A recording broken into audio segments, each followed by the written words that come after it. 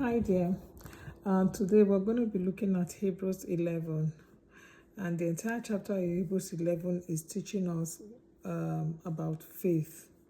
So, Hebrews 11 from verse 1, it says, Now faith is the substance of things hoped for, the evidence of things not seen. It is the substance of things hoped for and the evidence of things not seen.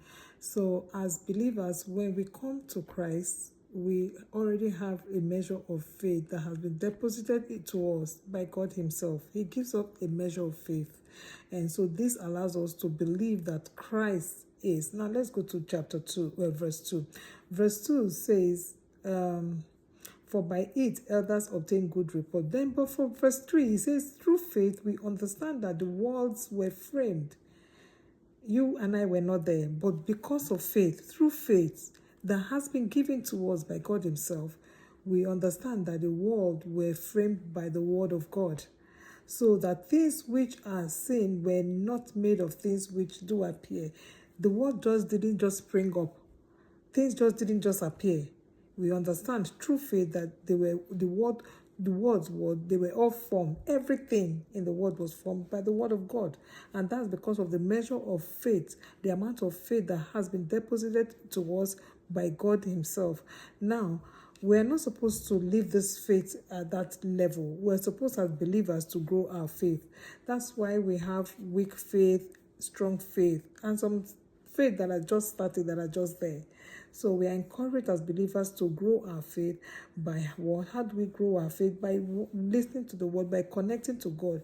If we go through the entire chapter of chapter 11, we'll find out how from verse 5, Enoch also was translated because of the faith he had. Father Abraham was counted for him as righteousness because of the amount of faith he had. Even Sarah herself, because of faith, she believed God, and she was pregnant and gave birth to Isaac at that age.